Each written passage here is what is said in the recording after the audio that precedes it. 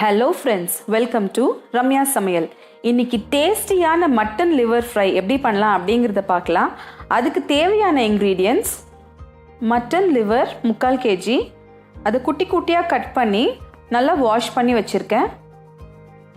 Liver fry பண்ணுறதுக்கு ஒரு மசாலா அரைக்கணும். அதுக்கு தேவையான இன்க்ரீடியன்ட்ஸ் என்னென்னு பார்க்கலாம். ஒரு மீடியம் சைஸ் வெங்காயம் கட் பண்ணி வச்சுருக்கேன், 1 ஸ்பூன் சோம்பு, 4 பீஸ் பட்டை, 6-7 லவங்கம், ஒரு 3 ஏலக்காய், 1 ஸ்பூன் மிளகு, இஞ்சி, பூண்டு, 2 பீஸ் தேங்காய், பேபி கேஷ்யூ, இது இல்லைன்னா ரெகுலர் கேஷ்யூ யூஸ் பண்ணிக்கலாம், ஒரு 3 பச்சை மிளகாய், 1 டீஸ்பூன் மிளகாத்தூள், 2 டீஸ்பூன் தனியாத்தூள், காரம் இன்னும் அதிகமாக வேணுன்னா இன்னும் கொஞ்சம் மிளகாத்தூள் சேர்த்துக்கலாம்.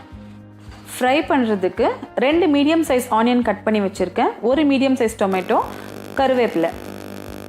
ஃபர்ஸ்ட்டு லிவரில் 1 ஸ்பூன் மஞ்சள் தூள், தேவையான அளவுக்கு கொஞ்சமாக உப்பு சேர்த்து ப்ரெஷர் குக்கரில் 4 விசில் வர வரைக்கும் வேக வச்சுக்கலாம்.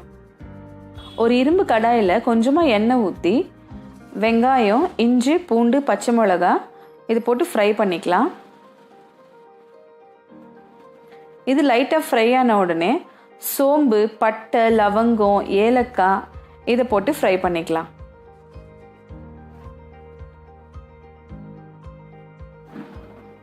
அதுக்கு அடுத்து தேங்காவும் பேபி கேஷ்யூவும் போட்டு ஃப்ரை பண்ணலாம். தேங்காய், பேபி கேஷ்யூ ஆப்ஷனல் தான். கொஞ்சம் நல்லா திக்காக மசாலா வேணும்னா இதை ஆட் பண்ணுங்கள், இல்லை ட்ரையாக வேணும்னா இது தேவையில்லை, அப்படியேவும் செய்யலாம்.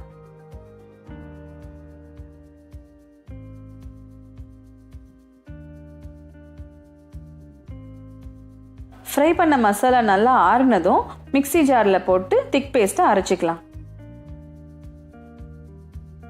ஒரு கடாயில் 2 கரண்டி எண்ணெய் ஊற்றிக்கலாம், அதோட 1 ஸ்பூன் நெய் ஆட் பண்ணிக்கலாம்.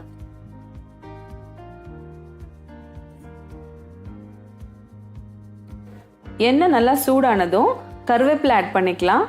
கருவேப்பிலை ஃப்ரை ஆன உடனே பொடியாக நறுக்கி வச்சிருக்கிற ஆனியன்ஸை இதில் சேர்த்து ஃப்ரை பண்ணிக்கலாம்.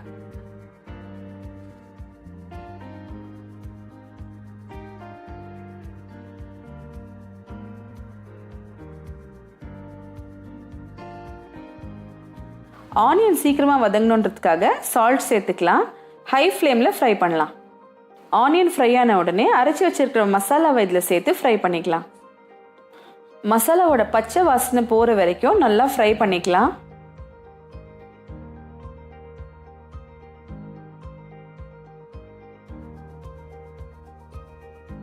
மசாலா நல்லா ஃப்ரை ஆயிடுச்சு.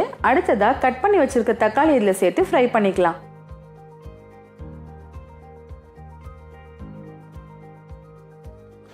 மசாலா நல்லா ஃப்ரை ஆனதும் மிளகாத்தூள், தனியாத்தூள் இதில் ஆட் பண்ணி ஃப்ரை பண்ணிக்கலாம்.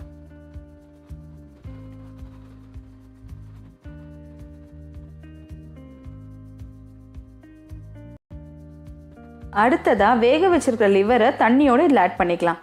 நான் லிவர் வேக வைக்க ஒரு 100 ml தண்ணி தான் யூஸ் பண்ணியிருப்பேன். இதை நல்லா மிக்ஸ் பண்ணி விட்டு கொஞ்ச நேரம் நல்லா வதக்கலாம்.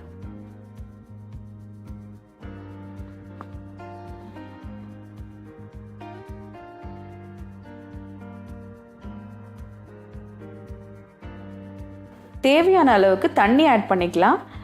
எனக்கு திக்காக வேணும், அதனால் நான் தண்ணி அதிகமாக ஆட் பண்ணல. உங்களுக்கு கிரேவி மாதிரி வேணும்னா தண்ணி உங்களுக்கு தேவையான அளவுக்கு ஆட் பண்ணிக்கோங்க. சால்ட் செக் பண்ணிக்கோங்க. இப்போ நல்லா ஃப்ரை ஆயிடுச்சு. இப்போது 1 ஸ்பூன் நெய் ஆட் பண்ணிக்கலாம். நெய் ஆட் பண்ணுறதுனால நல்ல ஃப்ளேவர் கிடைக்கும்.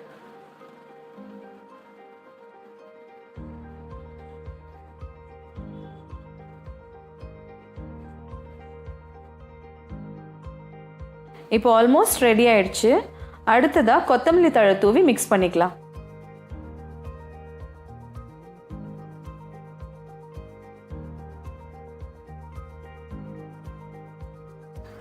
இப்போ லிவர் ஃப்ரை சூப்பராக ரெடி ஆயிட்டு இருக்கு. ஸ்மெல் சூப்பராக இருக்கு, பார்க்குறதுக்கே சூப்பர் டெம்ப்டிங்காக இருக்கு. இதை ஒரு சர்விங் பிளேட்க்கு ட்ரான்ஸ்ஃபர் பண்ணிக்கலாம்.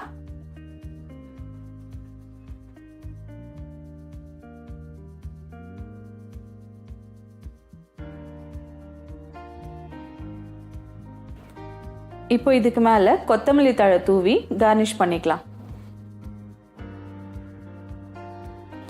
இப்போ டேஸ்டியான லிவர் ஃப்ரை ரெடி ஆயிடுச்சு. இது ரைஸ், சப்பாத்தி, சாம்பார் சாதம், ரசம் சாதம் எல்லாத்துக்கூடவும் சூப்பராக இருக்கும். ட்ரை பண்ணி பாருங்கள். இந்த வீடியோ உங்களுக்கு பிடிச்சிருந்துச்சுன்னா லைக் பண்ணுங்கள், ஷேர் பண்ணுங்கள், நம்ம சேனலுக்கு சப்ஸ்கிரைப் பண்ணுங்கள். தேங்க்யூ.